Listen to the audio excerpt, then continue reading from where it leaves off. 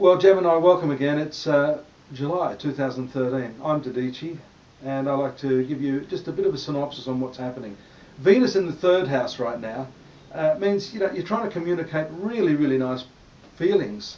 A conciliatory approach to the people, particularly in your work, your co-workers. But there's a very challenging aspect there from Saturn in this zone of workplace activities, so it's not going to be that easy, especially between the 4th and the 8th. So this first few days of the month really is a challenge for you. My suggestion to you is don't try too hard. Just sit back, and if people are in a bad mood, you don't need to be the one that's making all that extra effort to somehow bring them to a state of peace.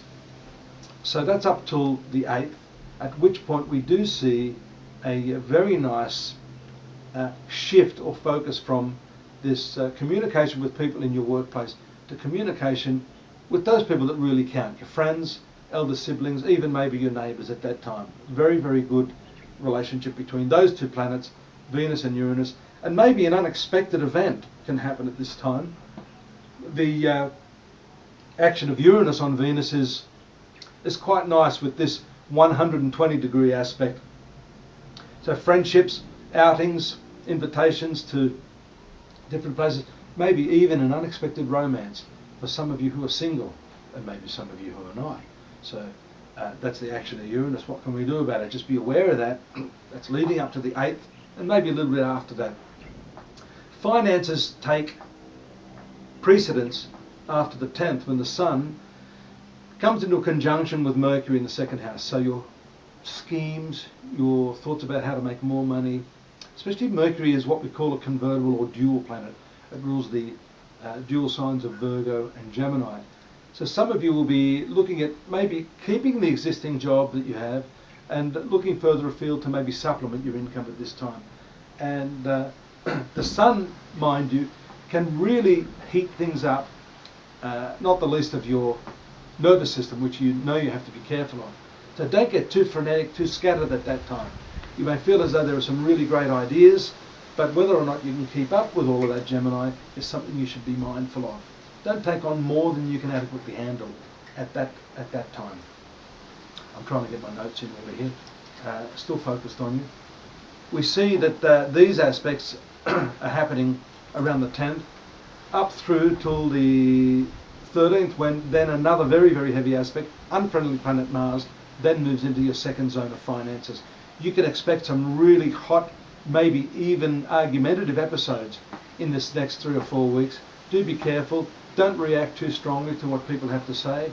Their judgment of you in terms of the way you earn money, your financial values, your life values for that system, because this is a material life, and the 2nd house doesn't only rule our money, it actually rules the values that we have.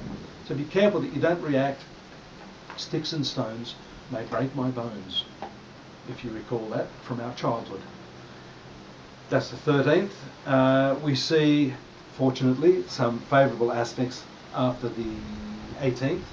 Jupiter moving into favourable aspect to one of your very friendly planets, Saturn. That's in the 6th house. This is the time, if you need to reconcile with someone in your workplace, to approach them, communicate with them. We've got a storm brewing here. And this also shows that any sort of communication with your employers, issues that have been confusing to you, that will be favoured now, 18th and 19th of July. It's not a bad idea if you need to put forward any sort of proposal to wait till the 21st.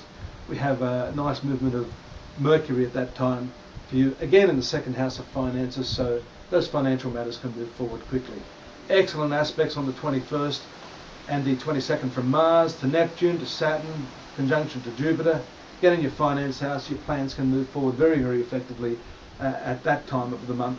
Venus moves to the 4th house. Your focus will be very much on family matters, perhaps also your car, vehicle, fixed assets around the 22nd. Communications are strong for the month from the 23rd, when the Sun moves to your 3rd house of communications and short journeys.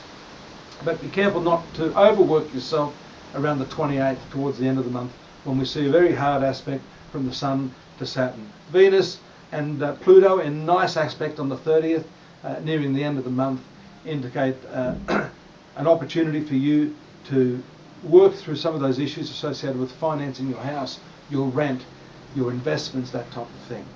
So that's all good news, particularly for the end of the month. All's well that ends well. So I look forward to your company next month. In the meantime, don't forget to join me at astrology.com.au, my website. Lots of free stuff there. And of course, by all means, contact me if you need me to assist you with any personal matter. Take care now. Bye-bye.